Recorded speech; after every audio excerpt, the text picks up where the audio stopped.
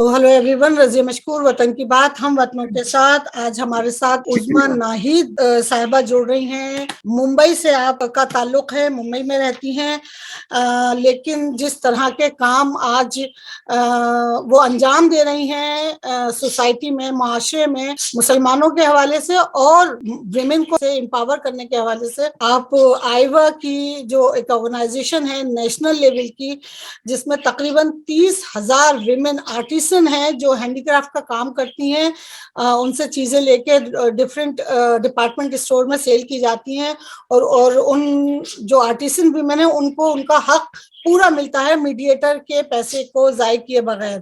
तो ये एक बहुत बड़ी बात है और आप उसकी वाइस प्रेसिडेंट हैं और उसके अलावा आप ऑल्सो ऑल इंडिया मुस्लिम मजलिस मुशावरत की वाइस प्रेसिडेंट भी हैं। मुसलमानों के हवाले से मुसलमानों को, मुस्लिम विमेन को खास तौर से एम्पावर करने के लिए, उनको सही राह दिखाने के लिए आप बहुत काम करती हैं मुंबई में और अराउंड इंडिया के डिफरेंट स्टेट में। इसके साथ ही साथ आप also all India personal law board की मेंबर भी हैं। तो इतनी सारी ऑर्गेनाइजेशन के साथ आपका ताल्लुक है, आप उसमें काम करती हैं, आप लोग मुस्लिम विमेन को हेल्प करती हैं हर सूरत से, चाहे वो रिलीजियस एतबार से हो, चाहे वो सोशल के हो या उनको इकोनॉमिकली एम्पावर करना हो।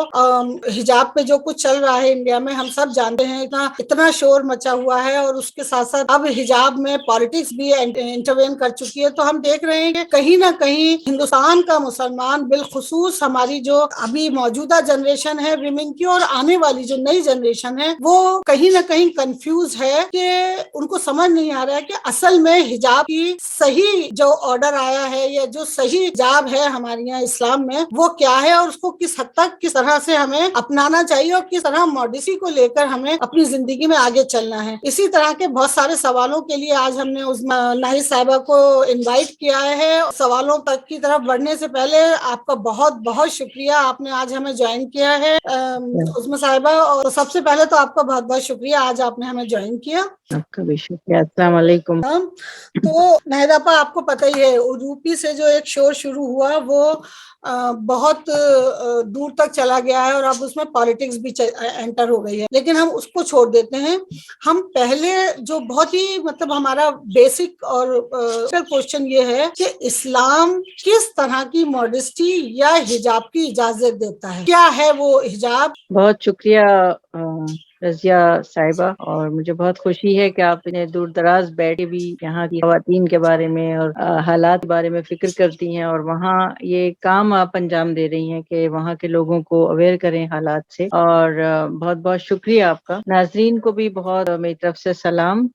ये जो मसला है असल में ये अचानक तो नहीं हुआ, थोड़ी थोड़ी आवाज़ें पहले से आती थी और जब हमारे बच्चे छोटे थे उस वक्त भी ये चीज़ें आती थी सामने के क्या पहनना है क्या नहीं पहनना है। लेकिन आपने जो सवाल किया तो उसमें ये किस तरह की उसकी इजाजत है और क्या कहते हैं, तो इसमें मैं एक बात ये कहूंगी कि हमें पहले ये समझना चाहिए कि ये हालात आते क्यों हैं, और कभी कभी जिंदगी सारे दरवाजे बंद कर देती है क्योंकि कोई उससे नया रास्ता निकलना होता है और वो आगे बढ़ने का वक्त होता है, समझने का होता है, और उसमें सोचने की जरूरत होती है कि हमें जो है तालीम हमारी क्या है। तो हमें हुक्म यह है, एक तो कुरान करीम में 700 जगह एक लफ्ज का इस्तेमाल हुआ, अफला तदब्बरून, तदब्बर करो, गौर करो, फिक्र करो। तो वो ये काम जब इसकी जरूरत पड़ती है तो उस वक्त वाकई सब लोग जो है उनको कुरान करीम की तरफ वो पलट के जाते हैं, पलटना चाहिए क्योंकि की तहकीक करनी चाहिए। नंबर एक ये कि जब हम किसी मुल्क में हैं तो हमें ये देखना है कि ये इस्लाम जो है वो सिर्फ अरब कंट्रीज के लिए नहीं आया, सेक्युलर कंट्रीज के लिए भी आया है। और सेक्युलर कंट्रीज में कुछ चैलेंजेस होते हैं कि जिसमें एक हद तक हम जाते हैं, एक हद तक हमें सोचना पड़ता है कि हम किस तरह डील करें, कि हमें उस पर भी रहना है, अपने दीन पर भी रहना है कायम, और क्या कहते हैं उसकी जो रिक्वायरमेंट्स है वो भी पूरी करनी है। जाहिर है कि हमें अल्लाह को जवाब देना है, और उसी के साथ साथ कुछ ऐसी चीजें कि जिससे दूसरी अक़वाम जो हैं उनको کو ہم سے کسی قسم کی کوئی شکایت نہ ہو، بلکہ شکایت سے زیادہ میں یہ کہوں گی کہ اسلام ان کے لیے اٹریکٹیو ہو، جاذبیت رکھے. جہاں یہ جاذبیت ہوتی ہے وہاں لوگ دین کی طرف آتے ہیں. تو کوشش ہماری یہ ہونی چاہیے، کیونکہ اسلام میں ایک خاص بات یہ ہے کہ آپ کے لیے ایک ہے انفرادی احکام اور ایک ہے اجتماعی احکام. ہم دونوں کو بھی بھول نہیں سکتے، انفرادی کو بھی ہمیں لے کے چلنا ہوتا ہے اور اجتماعی کو بھی. تو یہ جو ہے یہ اس کا تعلق ہے اجتماعی احکام سے بھی اور انفرادی. میں قرآن کریم کی ایک آیت جو ہے وہ پڑھ کے سناتی ہوں کہ وَقُلْ لِلْمُؤْمِنَاتِ يَغْضُضْنَ مِنْ أَبْصَارِهِنَّ وَيَحْفَظْنَ فُرُوجَهُنَّ وَلَا يُبْدِينَ زِینَتَهُنَّ إِلَّا مَا ظَهَرَ مِنْهَا. سورہ نور کی آیت. اس کا ترجمہ ہے کہ اور کہہ دیجئے مومن عورتوں سے کہ وہ اپنی نگاہیں نیچی رکھیں اور اپنی شرمگاہوں کی حفاظت کریں اور اپنی زینت کو ظاہر نہ کریں مگر جو کچھ ظاہر ہو. تو یہ سورہ النور کی 31ویں آیت ہے. اس میں جو خاص بات ہے ایک تو یہ کہ یہ اسی طرح کی پہلی آیت جو ہے وہ مردوں کے لیے آئی ہے اور دوسری جو ہے وہ آئی ہے خواتین کے لیے. اس میں الا ما ظہر منہا جو آخر میں آتا ہے اس کے سلسلے میں بہت سارے علماء نے بلکہ سارے فقہ کے علماء نے کی تعبیر جو بیان کی ہے وہ الگ الگ طرح ہے. میں اس کو پڑھ کے سناؤں گی کیونکہ میرے ذہن سے وہ جو ان کے نام ہے وہ محو نہ ہو جائیں. حضرت ابو بکر حساس جو حنفی مسلک سے ان کا تعلق تھا وہ لکھتے ہیں کہ ما ظہر منہا جو ظاہر ہو سے مراد چہرہ اور ہتھیلیاں دونوں ہتھیلیاں، کیونکہ سرمے چہرے سرما جو وہ لگاتی ہیں تو وہ چہرے کی زینت ہے جبکہ مہندی اور انگوٹھی ہتھیلی کی زینت. ظاہر ہے کہ جب چہرہ اور ہتھیلیاں کھلی ہوئی ہیں اس کی اجازت ہے تو لامحالہ چہرہ اور ہاتھ کھلے ہوئے ہوں گے جب اس کی ہاتھ اور چہرے کی یعنی یہ بات کہی جا رہی ہے. دوسرے ہیں علامہ القرطبی مالکی مشرب کا سے تعلق ہے ان کا. انہوں نے لکھا ہے کہ عادتاً اور عبادتاً چہرہ اور ہتھیلیاں کھلی رہتی ہیں نماز میں بھی اور حج میں بھی. تو یہ استثناء بھی انہی کے لیے کیا گیا ہے، یعنی چہرہ اور ہاتھ کھلا رکھ سکتے ہیں. تفسیر لکھتے ہیں کہ اس بات کا امکان ہے کہ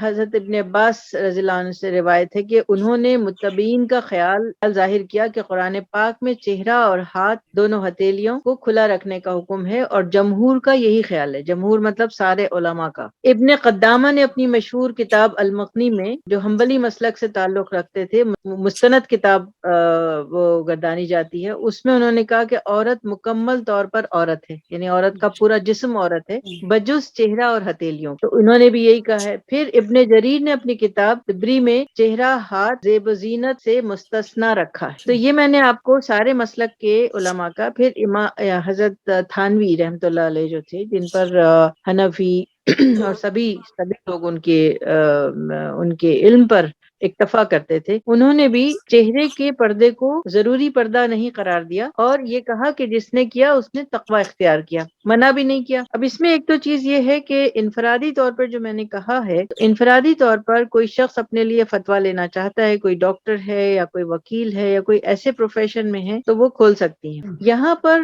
جو مسئلہ ہمارے سامنے آ رہا ہے وہ یہ ہے کہ یہ جو اس وقت سچویشن ہو گئی ہے کہ آپ یہ دو یعنی لا کے اس جگہ پر اٹکا دیا میٹر کو کہ یا تو آپ ایجوکیشن حاصل کریں یا آپ پردہ کریں. اب اس میں جو ہے وہ ہمارے سامنے جو مسئلہ آتا ہے وہ ہے کہ جب قرآن کریم کی جو پہلی وحی ہے اقرا بسم ربک الذی خلق وہ فرض کے درجے میں آتی ہے نا، اور اسی کے ساتھ یہ والی آیت جو ہے جو میں نے ابھی پڑھ کے سنائی ہے سورہ النور کی، اس کے علاوہ بھی دوسری جگہ پر ہے. تو جب یہ دونوں ہم ٹیلی کرتے ہیں تو ہمیں نہ یہ ہو سکتا ہے کہ ہم ایک کو چھوڑ دیں یا ایک کو پکڑ لیں، دونوں کو جاری رکھنا. اس کا مطلب ہے کہ ہمیں قرآن کی ایک آیت ہے وَكَذَلِكَ جَعَلْنَاكُمْ أُمَّةً وَسَطًا، آپ امت وسط ہیں، اعتدال قائم کرنے والی امت ہیں، وہ آپ اختیار کریں. اب اس میں ایک بہت اہم بات جو ہے وہ یہ ہے کہ 4 چیزوں کا ہمیں خیال کرنا ہوتا ہے اور عام طور پر ہم یہ دیکھ رہے ہیں جب سے یہ بحث چل رہی ہے 2 مہینے سے کہ ایک طبقہ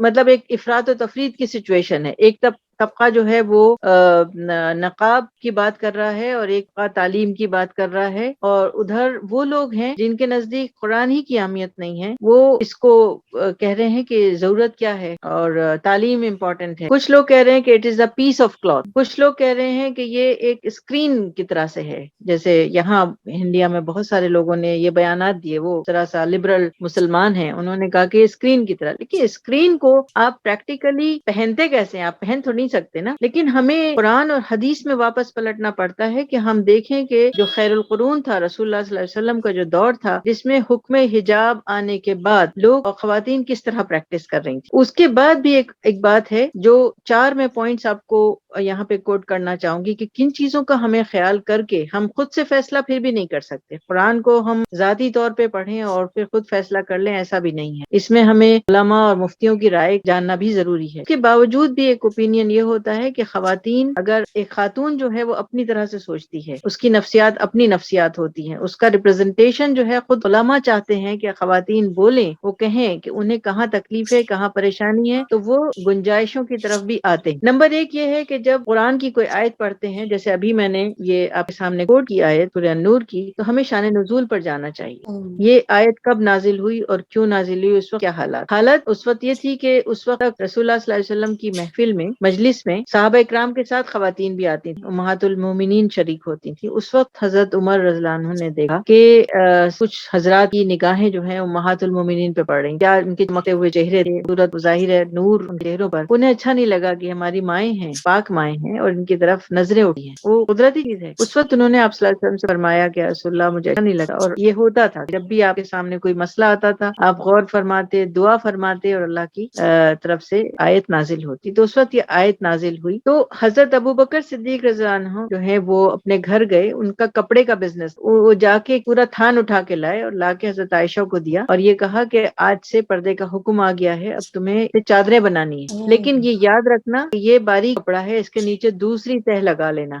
اس کا مطلب ہے کہ وہ کپڑا موٹا ہونا چاہیے جو مطلب جسم کی ساخت نظر نہ آئے۔ تو اس میں جو ہے وہ کوئی کلر، کوئی شیپ، کوئی سائز، کسی قسم کا پرٹیکولر ڈیزائن مینشن نہیں ہے، وہ چادریں ہی اوڑھ رہی اس زمانے میں۔ اس کے بعد قرآن کریم کا ایک اور لفظ آتا ہے جلابی بہننا، جس کو علماء کرام، اب دیکھیے کہ ہم عورتیں ہیں تو ہم میں سے بہت سی ایسی ہیں کہ جو باہر کام کرتی ہیں، وہ نقاب نہیں ڈال سکتی اور گنجائشیں بھی ہیں۔ تو اس میں جو ایک خاص بات ہے وہ یہ کہ وہ سمجھتی ہیں جیسے میں نے کیا ہے یہاں تک کہ میں اس کو یہاں تک کھینچ لوں اور یہ میں نے کر لیا، اب انما الاعمال بالنیات آلسو، کہ ہماری عمل کا دار و مدار نیت پر ہے۔ دوسری چیز جو ہے وہ یہ کہ علماء جو کہتے ہیں وہ کہتے ہیں کہ اس کو کھینچ لو، اس کو لمبا کر اور لو، زیادہ مطلب کرو، وہ جی گھونگھٹ کی گھونگھٹ جگہ کرو، پہ وہ جی نقاب بن گیا۔ ہاں، جی تو اب یہ الگ الگ مزاجوں کی اور اس کی بھی بات، اللہ نے جلابی بہننا لکھا، اس میں کوئی اس کی تخصیص نہیں کی، کہیں بھی یہ نظر نہیں آتا کہ وہ لمبا کر کے کھینچ لو اس کو، بلکہ جو ہمیں بہت ساری احادیث ملتی ہیں حکم حجاب کے بعد، جس میں ایک بہت ہی اہم ہے، جو یہ ہے کہ حضرت عائشہ صدیقہ رضی اللہ عنہا، جو ان کو آپ صلی اللہ علیہ وسلم نے ان کو دیکھا اور کہا کہ آج عید کا دن ہے، عائشہ عیدگاہ جانا ہے۔ انہوں نے فرمایا کہ یا رسول اللہ ہمارے پاس تو ایک ہی چادر ہے، تو کہا ایک میں 2 ہو جاؤ، لیکن عیدگاہ جانا ضروری ہے۔ اب کلچرلی اگر ہم دیکھیں تو ہمارے یہاں عیدگاہ جانا تو منع ہو گیا، پردہ تو پورا ہم نے ڈھک بات لیا اوپر سے نیچے تک، جی لیکن عیدگاہ جانے کی امپورٹینس ہمارے یہاں ختم ہو گئی۔ دوسری چیز جو ہے وہ یہ کہ اسلام میں ایک اہم بات یہ ہے کہ بھئی آپ کہاں پر ہیں، کس ملک میں ہیں، جس ملک میں ہیں وہاں کا ایک مخصوص لباس ہوتا ہے، وہی اور میرا اس دوسرا سوال ہی یہ تھا، اسلام دین اور دنیا دونوں کو ساتھ لے کر چلنے کی بات کرتا ہے، جتنا آپ دین میں ہیں اس سے اتنا ہی برابر آپ اپنی دنیا کو بھی لے کر چلیں گے، تو جی اس بیلنس کے بارے میں آپ کیا کہیں گے؟ نہیں، بیلنس اعتدال پہ جو میں نے ابھی آیت بھی پڑھی ہے، وَكَذَلِكَ جَعَلْنَاكُمْ أُمَّةً وَسَطًا، تو وہ اسی لیے کہ حالات بدلتے رہیں گے، زمانے بدلتے رہیں گے، ملک بدلیں گے، لوگ بدلیں گے، لیکن اسلام کے قوانین تو نہیں بدلیں گے۔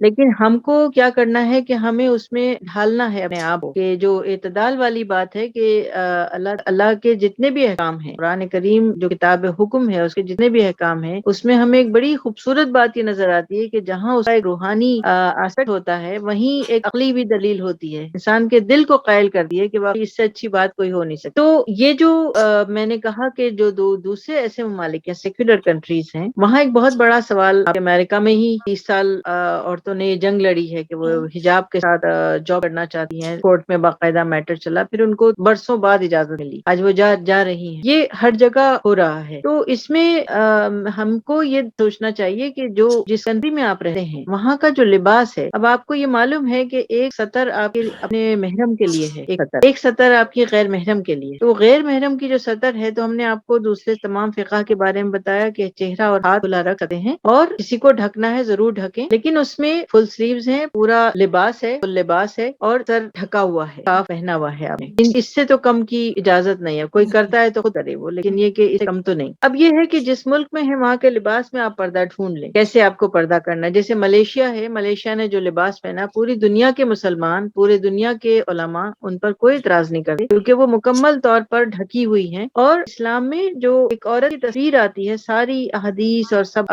وہ پڑھنے کے بعد، احکام پڑھنے کے بعد، تو مجھے اندازہ ہوتا ہے کہ دیکھیے پردہ صرف اتنا ہی نہیں ہے کہ جسم کو ڈھک لیا، پردے میں یہ بھی آتا ہے، پردے کی جو شرائط ہیں، تبرجنا جو لفظ آتا ہے قرآن کریم میں، تبرجنا کو آپ 6 معنی میں ڈیفائن کر سکتے ہیں۔ نمبر 1 یہ کہ جب چلو، باہر نکلو، روڈ پہ چلو تو راست ایک سائڈ ہو کے چلو۔ نمبر 2 ہے کہ بجنے والے زیورات پہن کے نہ، جو بچے ہیں جس سے مرد اٹریکٹ ہوتا ہے، پلٹ کے دیکھتا ہے۔ نمبر 3 ہے کہ آپ خوشبو لگا کے نہ نکلیں۔ نمبر 4 ہے کہ آپ میٹھی آواز میں بات نہ کریں، یہ سب بھی پردے میں آتا ہے، ان سب چیزوں کا بھی تعلق۔ اس کا مطلب یہ ہے کہ وہ عورت جو ایک مسلمان عورت ہے، اس سے توقع کیا کی جا رہی ہے؟ وہ توقع یہ ہے کہ وہ ایک تعلیم یافتہ، اسلام کے احکام سے پوری طرح واقف، ایک مہذب، ایک شریف ایسی عورت کہ جو اپنی نگاہیں بھی نیچے رکھے اور سائڈ میں چلتی ہے، زیورات نہیں پہنتی، خوشبو نہیں لگاتی، مطلب کوئی چیز اٹریکشن کا نہیں کرتی ہے، اللہ تعالیٰ کے ہاں وہ پرہیزگاروں میں شمار۔ تو ہمیں اس چیز کا خیال کرنا چاہیے کہ جس ملک میں ہم رہتے ہیں، نمبر 1 یہ کہ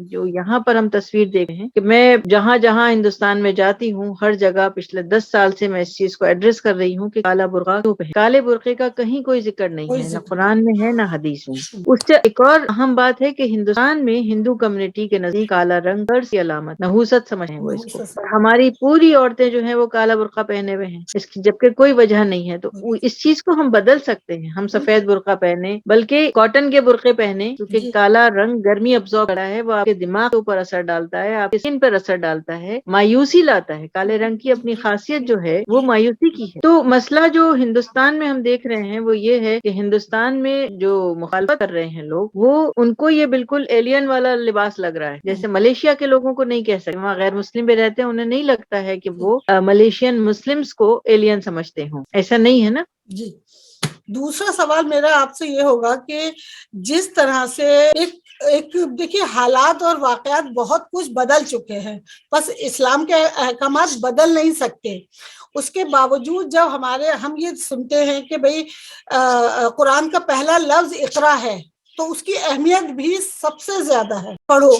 اچھا، آج جو تبدیلی آئی ہے سماج میں 1400 سال 1500 سال پہلے اور آج کے سماج میں بہت زمین آسمان کا فرق ہے۔ مسلمان مرد چاہتا ہے آج اس کی بیوی جس سے بھی وہ شادی کرے پڑھی لکھی ہو، جاب میں ہو، سیٹلڈ ہو، اسمارٹ ہو، چاہے بھلا سے وہ پردہ کرتی ہو، پر وہ کماؤ بیوی چاہتا ہے کہیں نہ کہیں۔ آج فورس کر رہا ہے کہ آپ برقع مت اتارو اور برقعے میں رہو، دوسری طرف آپ کو جہیز بھی چاہیے، پڑھی لکھی بیوی بھی چاہیے۔ جہیز حرام ہے لٹرلی، لیکن آپ جہیز مانگتے ہیں نا، ہر گھر میں جہیز کی امید ہے، تو جہیز تو حرام ہے، پھر آپ نے برقعے کے اوپر اتنا شور کیوں مچایا ہوا ہے جب آپ جہیز لیتے ہیں؟ اصل میں ساری جو فساد کی جڑ ہے وہ لا علمی ہے، تو حجاب بھی اگر علم کے بغیر کیا جاتا ہے تو اس پہ اجر کہاں ہے؟ جی، یہ بہت بڑی بات ہے۔ اللہ سبحانہ تعالیٰ کو آپ کی چھوٹی سی بھی ادا بھا سکتی ہے اگر انٹینشن صحیح ہو، انٹینشن کے ساتھ، لیکن مسئلہ یہ ہے کہ قرآن کریم کو وہ پڑھتی ہیں، صرف ناظرہ پڑھتی ہیں عربی زبان میں، ترجمہ نہیں معلوم انہیں، زبان نہیں آتی ہے، تو ایسی چیز یہ جو ہے، یہ جو اب شکل آپ کے سامنے آ رہی ہے، ساری روایتی چیزیں ہیں، بہت ساری چیزیں ہم نے ایک پیٹریارکل سسٹم سے لے لی ہیں کہ ہم غلام بن گئے ہیں، تو جو دوسری کمیونٹیز ہیں ان سے بہت ساری چیزیں ہم نے اڈاپٹ کر کے، اور ہم ایک روایتی طور پر مسلمان رہ گئے۔ ہماری جو سوسائٹیز ہیں وہ اسلام کو ریفلیکٹ کرنے والی سوسائٹیز نہیں بن سکی۔ اگر ایسا ہوتا کہ وہ صحیح معنوں میں دین کو ریفلیکٹ کر رہی ہوتی، اسلام کی تعبیر پیش کر رہی ہوتی، تو کسی کو بھی اسلام کی کسی بات سے کوئی اعتراض نہ ہوتا۔ اور بہت سے لوگ یہاں کے جو عرب جاتے ہیں، عربوں کو دیکھتے ہیں نماز پڑھتے، ان کے اعلیٰ کپڑے ہیں، اعلیٰ وار ہیں، نیک اخلاق ہے جو بھی ہے، اسلام کی تصویر انہیں وہاں نظر آتی ہے، تو وہ وہاں جا کے دین بھی قبول کر لیتے ہیں. لیکن یہاں بہت ریئر ہو رہا ہے، بہت ہی کم. آپ نے جو جہیز کی بات کی ہے اور کمانے والی بیوی کی بات کی ہے، تو اسلام میں مرد جو ہے وہ بہت یعنی وہ کفالت کرنے والا ہے، وہ بریڈ ارنر ہے. جیسے قرآن کریم کی آیت ہے الرجال قوامون علی النساء، مرد عورتوں پر قوام ہے. قوام کا مطلب ہوتا ہے کہ عورت کے ارد گرد ایک سیسا پلائی ہوئی دیوار جیسے ہوتی ہے، جو اس کے نہ صرف اس کے حقوق کا تحفظ کرتے ہیں، اس کی شخصیت کا تحفظ کرتے ہیں، اس کے جذبات کا، اس کی خوشیوں کا، سب کا خیال کرنے والا. تو وہاں تو یہ بات ہی نہیں آتی کہ کوئی کمانے والی بیوی ہو. اسلام میں تو اگر عورت کما رہی ہے تو اس کی کمائی میں مرد کا حصہ بھی نہیں ہے، وہ خود دینا چاہے تو دے، ورنہ کوئی اس سے مطالبہ نہیں کر سکتا. مطالبہ نہیں کر سکتے. لیکن یہاں تو جہیز کے بغیر شادی کا تصور نہیں کر سکتے آپ مسلمانوں میں بھی. بعض جگہ تو مانگی جا رہی ہیں، بعض جگہ تو لڑکوں کے اگر انجینئر ہے تو ہاں، اس تو کے 10 لاکھ، یہ چیزیں ڈاکٹر جو ہے ہیں تو ان کا 50 کلچر لاکھ. سے تعلق ہے، اسلام سے تو نہیں ہے. ہاں وہی میں کہہ رہی ہوں کہ اسلام سے جس طرح کالے ہاں برقعے ہاں کا تعلق نہیں ہے اس طرح جہیز کا بھی نہیں ہے. لیکن ہم جہیز پہ اتنا شور نہیں مچاتے جتنا شور ہم برقعے پہ مچا. بعض پیرنٹس اپنی بچیوں کو لے کر اسکول سے واپس چلے گئے کہ برقع نہیں اتاریں گی وہ. نہیں، دیکھیے بات یہ بھی ہے کہ جو کنٹروورسی کریٹ کرنے والے ہیں انہیں بھی تو جہیز لینے سے کوئی پرواہ نہیں ہے. تو ہم کیوں فالو کر سکتے؟ ہم کیسے فالو کر سکتے ہیں ان سے؟ ہم تو نہیں کر سکتے، لیکن میں یہ کہہ رہی ہوں کہ کنٹروورسی بنائی گئی اس چیز کو جو جس پہ زیادہ وہ سینسیٹیو ہے. بالکل آئی ایگری. کس لیے اس کو پالیٹکس کا حصہ بنایا گیا؟ تو پالیٹکس کا تو ہم بعد میں، کیونکہ دیکھیے پالیٹکس جو اس وقت ہندوستان کی ہے وہ سب کو پتا ہے کہ یہ مسلمانوں کو نہ پڑھنے دینا چاہتے، نہ جاب کرنے دینا چاہتے. یہ مسلمان کو صرف نوکر بنا کے اپنی شہنشاہیت دکھانا چاہتے ہیں. تو وہ بالکل ایک الگ مسئلہ ہے. ہم اس ٹریپ میں نہیں آ سکتے جبکہ وہ کھلے ہوئے ہیں ہمارے سامنے. اس برقعے سے ان کو لانا نہیں چاہیے تھا. اس میں پالیٹکس کو ہوا نہیں دینی چاہیے تھی مسلمانوں کی سائڈ سے. یہاں پر انہیں زیادہ سمجھداری کا، دور اندیشی کا اور مصلحت کا دامن پکڑنا چاہیے تھا، جس کا حکم ہے، اس اعتدال کا حکم ہے کہ کیا صورتحال ہے اس میں تمہاری مسلمانوں کی دور اندیشی سب سے زیادہ کاؤنٹ کرتی ہے. لیکن ہم نے وہ نہیں کیا. یہ والی بچیاں تھی جنہوں نے شروع کیا تھا اردو کی میں. ہاں انہوں نے مگر یہ بھی کہا کہ ہم اسکول کے کیمپس میں اتار دیتے تھے اور صرف اسکارف پہن کے کلاس روم میں بیٹھ جاب اتار دیتے تھے باہر. تو اب یہ ہے کہ یہ اپنی طرح سے یہ لوگ کمپرومائز کر رہی تھی، لیکن اس دن جو ہے ان کو منع کر دیا گیا، یعنی انہیں کہا گیا کہ باہر ہی اتارو، کلاس روم سے باہر. تو جو یہ نہیں کر سکتے اس پر انہوں نے یہ کہا کہ ہم کو اندر آنے دیجیے. مطلب یہ ایک سوچا سمجھا تھا پہلے سے ڈیسائیڈ. اب بچیوں کی بات جو ہے وہ یہ ہے کہ بچیاں مصلحت پسند تو نہیں ہو سکتی، اتنی چھوٹی ہیں، کم عمر ہیں. بلکہ میں تو اس پر بہت خوش ہوں کہ اس بچی نے جو اسٹیٹمنٹ دیا ہے وہ اتنا سوچا سمجھا اسٹیٹمنٹ دیا ہے، اتنا ذمہ داری کا دیا کہ اس کا ایک لفظ کو کوئی پکڑ نہیں سکا. ورنہ یہاں کا میڈیا آپ سوچئے کہ وہ کس طرح اڑا دیتا، لیکن اس کی کوئی ایک بات بھی پکڑ نہیں سکے. وہ بار بار یہ کہتی رہی کہ وہ لوگ جو بھی کر رہے ہیں مجھے صرف اپنی تعلیم جاری رکھنی ہے. تو لیکن ہم نے جس طرح ابھی شروع کیا تھا اس بات کو، تو میں پھر یہی کہوں گی کہ ان مسائل کا حل ڈھونڈنا چاہیے ہمیں، کیونکہ یہاں یہ لانگ لاسٹنگ مسئلے ہیں، کوئی ایک آدھ دن کا مسئلہ نہیں ہے. بچیوں کو تعلیم بھی حاصل کرنی ہے. تعلیم میں بھی صرف تعلیم کتابیں پڑھنا نہیں ہوتا ہے، لکھنا نہیں ہوتا ہے. تعلیم جو ہے کھیل کود بھی ہوتا ہے، تعلیم میں دوسری ایکٹیویٹیز بھی ہوتی ہیں. جب بچیاں اسکول جا رہی ہیں، ذہن کی نشو و نما، جسم کی نشو و نما کا تعلق ہر چیز سے ہے. تو اس کا یا تو یہ ہے کہ بھئی آپ اپنے اسکول خود بنائیں، اپنے کالج خود بنائیں، پھر جیسا چاہے ماحول کریں. لیکن یہ کہ جب معلوم ہے کہ ان چیزوں پر بہت سخت ریئیکشنز ہوتے ہیں اور پھر بدنام جو ہے وہ اسلام ہوتا ہے، مسلمان ہوتے ہیں، علماء کو کہا جاتا ہے، ہمیں ان چیزوں سے بچنے کی ضرورت ہے اور ہمیں مصلحت پسند ہونے کی ضرورت ہے. یہ کوشش ہمیں کرنی چاہیے. اور دوسری چیز یہ کہ بچیاں جو ہیں ان کو ایک ایسا راستہ کہ جس سے وہ آگے جا کے بھی، کیونکہ آج یہ بڑا مسئلہ ہے کہ اگر وہ نقاب ڈالتی ہیں تو غربت بھی ہے اور ان کو آگے جا کے جاب کی بھی ضرورت پڑے گی. کالج اور اسکول ہی نہیں ہے، آگے جا کے بھی تو بہت ساری بچیوں کو جاب کے لیے منع کر دیا جاتا ہے کیونکہ وہ نقاب ڈالتی ہیں. نہیں ہے. بعض گھروں میں صرف بچیاں ہی ہیں کمانے والی ہیں, بھائی نہیں ہیں, باپ نہیں ہیں. تو ہم اسلام کو اپنے لیے مشکل نہیں, وہ ہے نا کہ بھئی الدین یسرن, دین آسانی کا نام, دین تنگی کا نام نہیں ہے. دین خوبصورت ہے, بہت خوبصورت ہے, انسان کے مزاج ذوق اس سب چیز پہ اترتا ہے دین. تو جو شدت پسند لوگ ہوتے ہیں وہ اپنی ذات تک تو کر سکتے ہیں یہ چیزیں, لیکن جب وہ اس پر دوسروں کے لیے جاری کرتے ہیں تب وہ یہ بھول جاتے ہیں کہ ہر ایک کے حالات الگ الگ ہوتے ہیں. ہر چیز جو ہے جو آپ کر سکتے ہیں وہ امپلیمنٹیشن اس کا نہیں ہو سکتا. تو اس میں جو گنجائشیں ہیں اسلام کی ان کا سہارا لینا چاہیے. اور اس میں سجیسٹ کروں گی کہ ایک مصری عالم ہیں عبد الحلیم ابو شاہ, ان کی کتاب ہے عورت عہد رسالت میں. اس کتاب وہ تقریباً 500 پیجز کی کتاب ہے اور ہندوستان میں فقہ اکیڈمی نے شائع کی ہے. فقہ اکیڈمی نے, آپ سوچئے میں جو ریفر کر رہی ہوں چیزیں وہ اسی کتاب سے ریفر کر رہی ہوں جو ہندوستان سارے مفتیوں کی جماعت کی ایک آرگنائزیشن جس کا فقہ اکیڈمی ہے, وہ مفتی وہاں پر بیٹھ کے فقہی فیصلے کرتے ہیں, وہاں یہ شائع ہوئی ہے. عربی سے 6 والیومز میں عربی میں ہے. عربی میں اس کا نام ہے تحریر المرہ فی عہد رسالہ. تو اس کتاب کا ٹرانسلیشن فقہ اکیڈمی نے کیا ہے. اب ظاہر ہے کہ دیکھیے علماء اور اس سے زیادہ کیا کرتے, تو میرے خیال انہوں میں نے آپ یہ آپ کے لیے, سجیسٹ کریں کہ یہ ہر مسلمان کو یہ کتاب پڑھنی چاہیے اگر اس کو میں ایک سیکولر کنٹری میں رہنا ہے. بالکل بالکل, یہ چیزیں ایسی ہیں کہ جن کا ہر وقت ہمیں واسطہ پڑتا ہے. اور خود علماء جو ہیں وہ کئی دفعہ مجھے یہ واسطہ پڑتا ہے کہ میں جب ان کے سامنے مسائل لے کے جاتی ہوں اور میں پوچھتی ہوں تو وہ خوش ہوتے ہیں, کیونکہ وہ چاہتے ہیں کہ کوئی علمی سوال آئے ان کے سامنے. لیکن علم اگر حاصل کیا ہو تو پھر علمی سوال ہوگا. آپ کے ذہن میں کیوں تو آتی ہی نہیں, آپ تو ایک روایتی مسلمان بن کے رہ گئے, آپ کو یہ آتا ہی نہیں کہ میں اس مسئلے کو کیسے ڈیل کروں.